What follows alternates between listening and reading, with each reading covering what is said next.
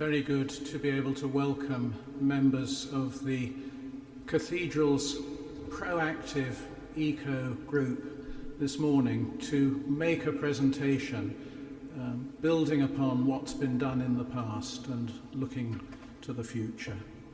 And we have here with us Chris Milton, who will speak about some of the things that we've been able to address, I think, to do with buildings and all of that. Anthony Evans to talk about gardens and the vital part that plays in the ecology of this place. Joe Bennett, who will prepare us looking ahead to the very important COP conference in November. And William Talbot Punsonby, who has been really chairing and holding the group together and knows all the different aspects of its work. Each of these people will speak about their own particular area. And I'm going to just top and tail it. The earth is the Lord's and the fullness thereof. Words from Psalm 24. The Jewish and Christian faith traditions proclaim and celebrate the goodness of creation as both a work and a gift of God. The human role isn't to exploit or ravage what's given to every living thing, plant, insect, fish, bird or animal, soil, air or water, but to tend and in reverential humility to live and work within the web of creation. The dominion over creation that Genesis speaks of is one of active stewardship, not one of exploitation. We see more clearly than ever today that humanity must relearn what that means. At the Cathedral, we're trying to be much more proactive as those good stewards. So I'm delighted that this morning we make this presentation. And I'm going to hand over now to William.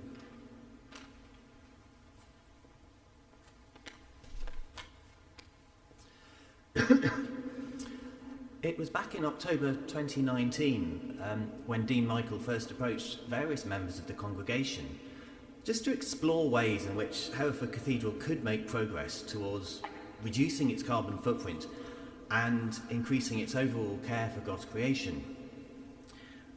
Their various meetings took place around that time, and by early 2020 we'd set up a Cathedral Environmental Working Group, and that drew on members from the congregation, part of the clergy, and some of the staff from the cathedral.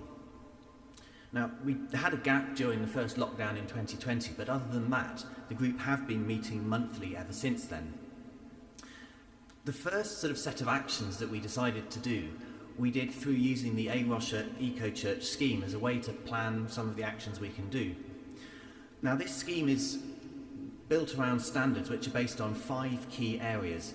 They come from the areas of worship and teaching, buildings, land, community and global engagement, and lifestyle. In our work through 2020, we'd actually completed the audit that they suggested, and we realised we were in a position to apply for a silver award. We are one of a handful of cathedrals at this level, and a handful of churches within the diocese that are able to get a silver award. And in recognition of this application, we received the plaque which you can see before me, which we are yet to permanent display within the cathedral. So this morning, we're just briefly going to mention those 5 areas and talk about what we've done in them. More information is written on the board, which you can see as you leave through the retro choir. I'm going to mention both worship and teaching and lifestyle for the 2 areas I'm talking about. In our services, we do have regular prayers and sermons based around environmental issues, and this is something that's grown for the last few years. The school education programme and the adult education programme also have ecological aspects. For example, the Lent lectures last year and the Lent course this year both had an environmental theme. In regards to lifestyle, we've made changes to our use of paper and waste in the cathedral offices. The Environmental Working Group also makes suggestions to the congregation via the pew sheet on a monthly basis, approximately. So far, we've made recommendations on subjects of personal consumption, carbon footprint audits, energy use, transport, loaf food, and recycling and waste. Later this year, members of the working group will be producing short films, including the Canon Chancellor, published in Advent through the Life and Learning programme on planning for a sustainable Christmas. I'm now going to pass over to Chris to talk about the building.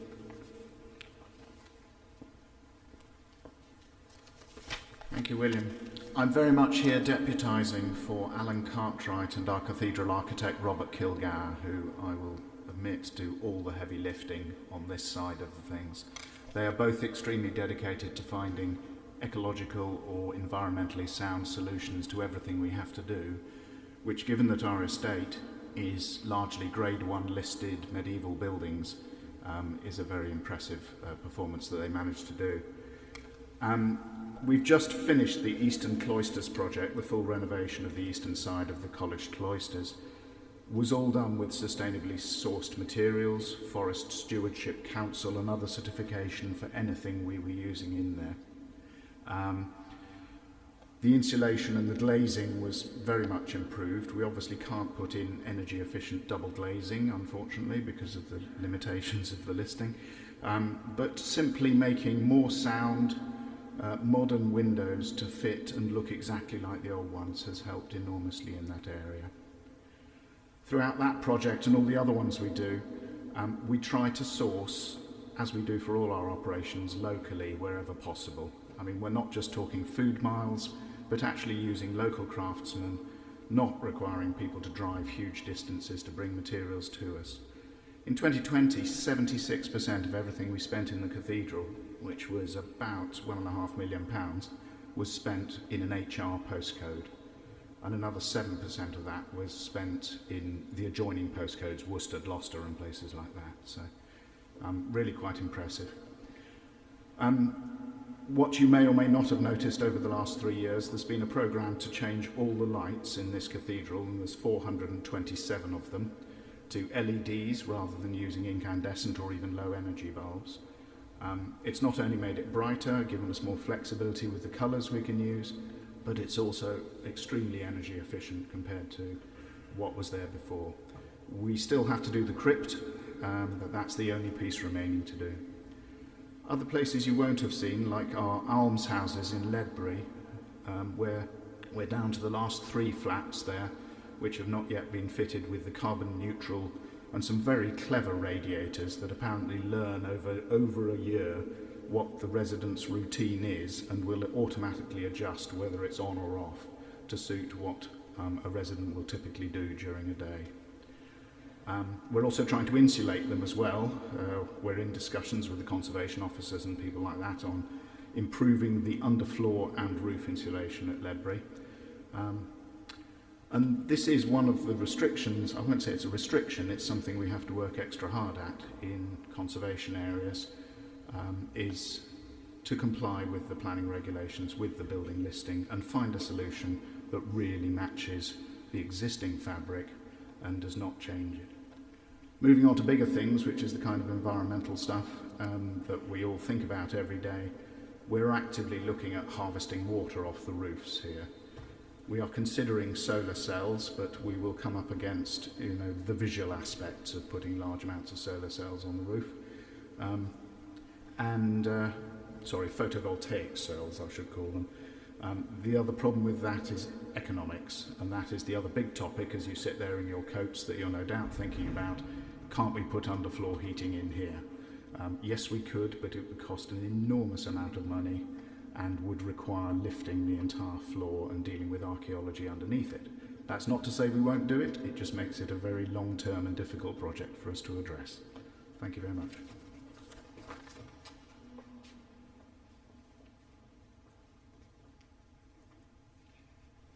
Thank you.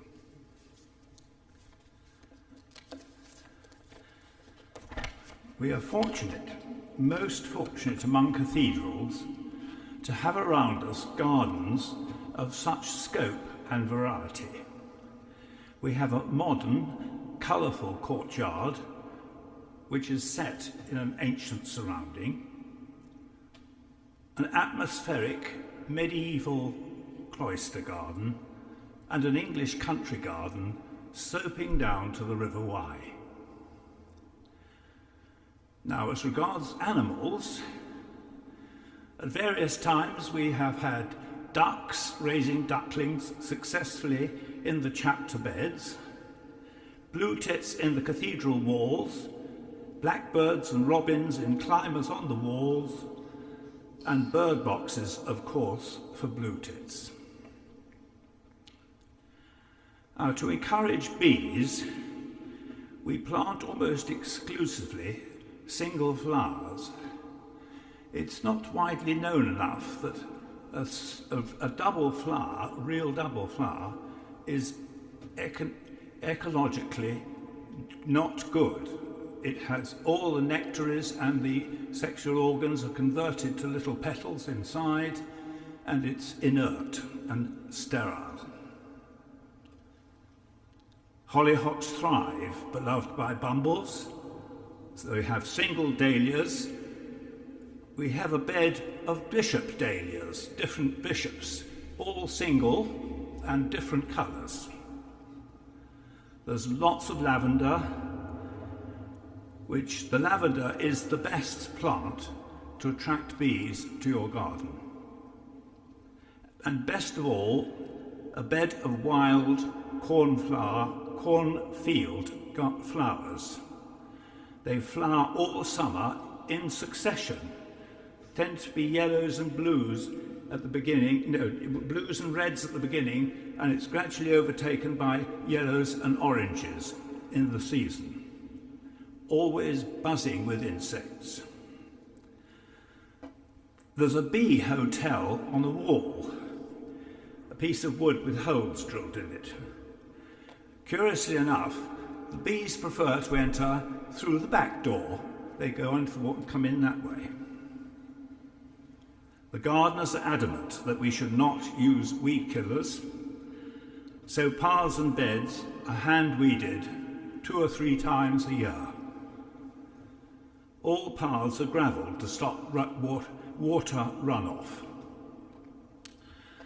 And finally, we make sufficient compost for our needs, having the bonus of the flower arranger's waste. No longer do we have bonfires. We use the brown council bins, which are taken away for further composting. Thank you very much.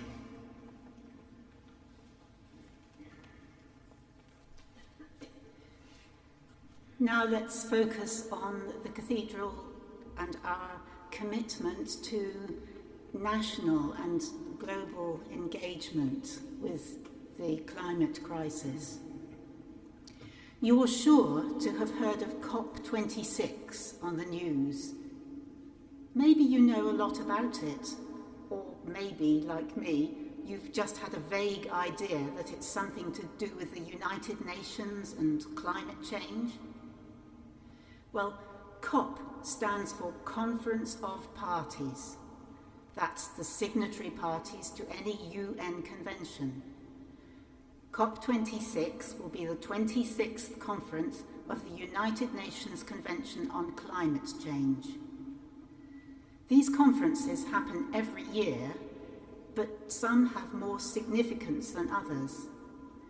Perhaps you remember COP21, held in Paris in 2015, which resulted in the adoption of the Paris Agreement, signed by representatives of the 193 UN member states. This year's conference is extra important because it will build on the work done in Paris.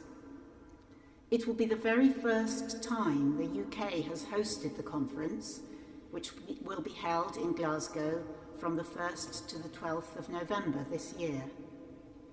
In February last year, Alok Sharma MP was appointed COP26 President, with responsibility for setting the agenda and leading the negotiations.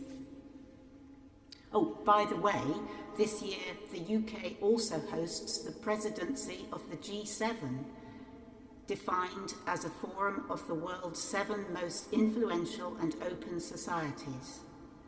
Next month, the UK will be hosting a summit conference of G7 leaders in Cornwall. The G7 website says that discussions will focus on building back better from coronavirus to make the future fairer, greener, and more prosperous. Given all this, the organisation Faith for the Climate, which includes the Church of England and many other faith groups, is asking all churches to help to make COP count. So how can we at Hereford Cathedral help to make COP count? There are lots of ways in which faith groups are doing their best to get voices of faith heard in Glasgow. For instance, the Young Christian Climate Network is planning a walking relay which will start from Cornwall after the G7 summit in June and finish in Glasgow 2 days before the start of COP26 there. But if, like me, you can't manage to walk the 750 miles to Glasgow from Cornwall, we'd like to invite you to join our Hereford Cathedral virtual walk to COP26. We're aiming to walk the equivalent of the distance from Hereford to Glasgow, which is about 340 miles, during the 17 weeks between today and September the 5th. That works out at about 20 miles each week on average, but shared between us all. On September the 5th, there will be a Nations Climate Sunday service in Glasgow Cathedral, at which the collective action and commitments from local churches across the UK will be presented to the UK government. So, as you leave the cathedral today, do please sign the Hereford Cathedral virtual walk sheet on the table by the Ethelbert pillar and put down how many miles you hope to walk in total by September the 5th. 1 mile is about 2,000 steps, in case that helps. You might like to spend the time on your virtual walk to Glasgow praying for our planet and for the success of COP26 in particular. And do take a card from the table with my contact details from the box by the sign-up sheet and use it to let us know how many miles you manage. But we also have a second suggestion for you. Christian Aid is one of the many faith organisations working to make COP count. And of course, as we've already heard, tomorrow marks the beginning of Christian Aid Week. If you go to the Christian Aid website, you will find their climate justice petition and can sign it online. Or, at the end of this service, you can sign the printed Christian Aid Climate Justice petition, which is on the same table as the virtual walking sheet. As well as being worthwhile in themselves, these 2 suggestions are ways in which we can all contribute to the Cathedral's efforts to reach Gold Eco-Church standard. Thank you.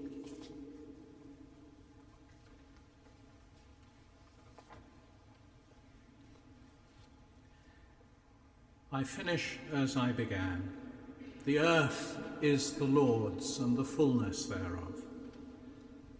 May God grant us strength and imagination and courage to honour better the web of life with which this place is connected close at hand and far away, of which our Eco Award is a sign and an encouragement.